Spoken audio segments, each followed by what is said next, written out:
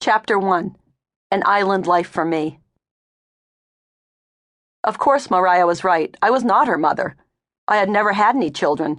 I was the somewhat notoriously single and childless Linda Greenlaw.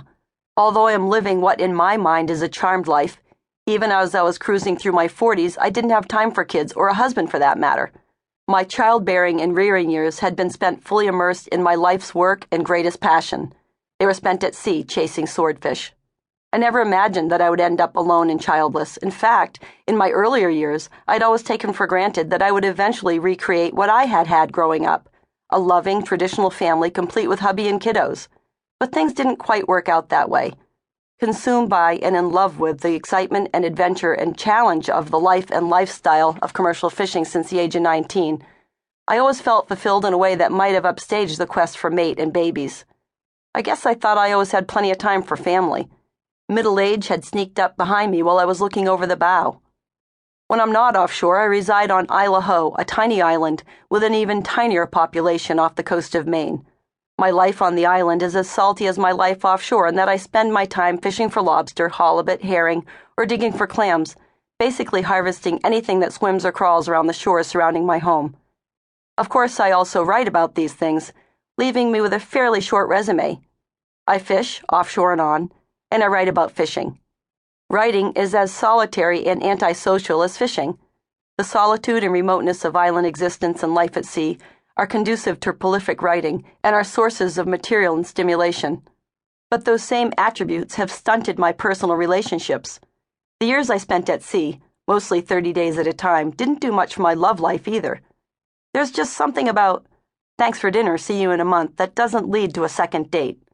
All of this amounts to what I would call family non-planning.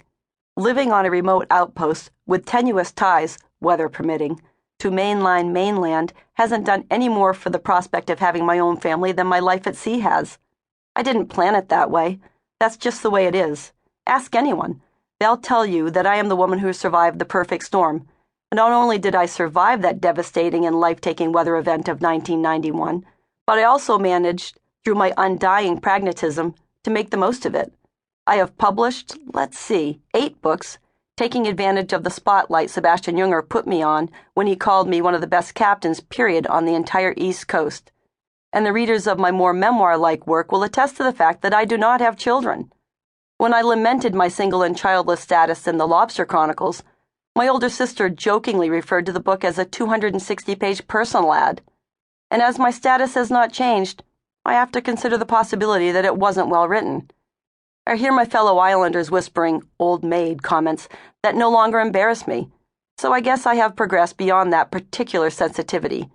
For that reason, when Mariah reminded me in the heat of battle that I was not her mother, I suppose an appropriate response aimed at her level would have been, duh. But for your edification, let me explain how Mariah came to be on my cell phone bill in the first place. It all began on that same tiny island just a few years ago. The new guy hadn't been on the island long before the residents had all formed strong opinions. When you quite literally reside on a rock 7 miles from the mainland with fewer than 50 other humans in the off-season, you get to know more about your neighbors than those who dwell in tamer, more populated areas. However, the trend toward newcomers to the island leveled off when they didn't winter well. Most of them bailed out following their first icy, lonely season, and just when the rest of us were beginning to warm to them. Because of this, I hadn't had much to do with the new guy directly. It seemed like wasting time if he was going to leave anyway. My opinion of Ken Howard was based primarily on what friends and neighbors who had taken time to get to know him a bit had told me. They'd said he was a decent guy. Moving to Idaho from Memphis, Tennessee, had been Ken's lifelong dream, and now, in his mid-40s, he was going for it. He had visited the island as a boy with his grandparents, and that visit had left such a profound impression that he spent nearly 30 years working to fulfill his dream. I had to respect that. And he had with him his 10-year-old niece, named Mariah. Ken, the story goes, had saved his niece from an existence of poverty, drugs, abuse, etc., bringing her to what he remembered as a paradise so that she, too, could have a dream to pursue. And with our island's one-room schoolhouse at its lowest attendance in years, anyone with a kid was welcomed with open arms. And hey, let's face it, the addition of an eligible bachelor who was no one's blood relative was ambulatory and could drive after dark was intriguing to some of us.